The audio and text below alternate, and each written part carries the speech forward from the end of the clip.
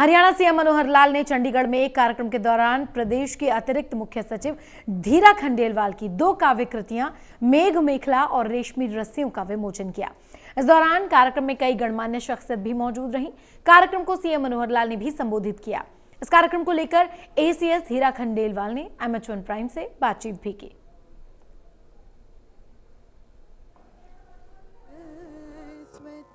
अभिनंदन धीरा जी के द्वारा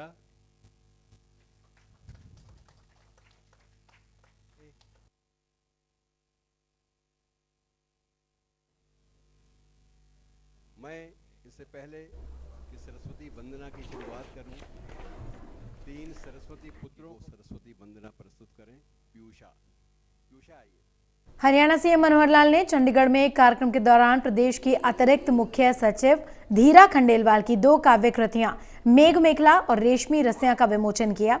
इस दौरान इस कार्यक्रम में कई गणमान्य शख्सियत भी मौजूद रहीं। कार्यक्रम को सीएम मनोहर लाल ने भी संबोधित किया।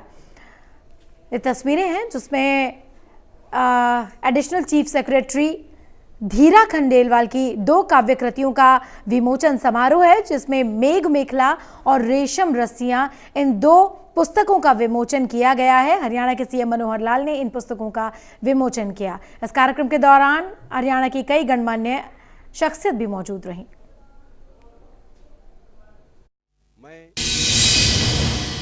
हरियाणा सरकार में एसीएस लोक संपर्क विभाग भी इनके पास है, कई और विभाग भी हैं। धीरा खंडेलवाल जी हमारे साथ मौजूद हैं। इनकी इन 2 पुस्तकों रेशमी रसिया तथा मेघ मेखला, इन दोनों का आज विमोचन हुआ है, लोकार्पण हुआ है। धीरा मैडम हमारे साथ हैं। मैडम, आपको कविताएं लिखने का शौक पुराना है, कब से ये शौक शुरू हुआ और कैसे हुआ? ये मैं कहूँगी मेरा शौक नहीं है, मेरी जीवन शैली है। और साहित्य और साहित्य प्रेम मेरी ज़िंदगी में इतना रच बस गया है कि बस हमें लगता है कि इसी को जीती हूँ। और व्यस्तताओं के बीच कोई भी ख्याल इतना ज़्यादा प्रभावी हो जाता है कि वो बाध्य कर देता है कि नहीं, मुझे लिखो। तो मैं उस भाव को शब्दों में तरमीम करके लिख देती हूँ और वो कविता बन जाती है, जिसे आप लोग कविता कहते हैं और पढ़ते हैं। और यही मेरी जर्नी है। ये प्रेरणा आपको कहाँ से मिली, कब मिली और लगातार लेखन में कितना वक्त आप बिता चुकी हैं अभी तक?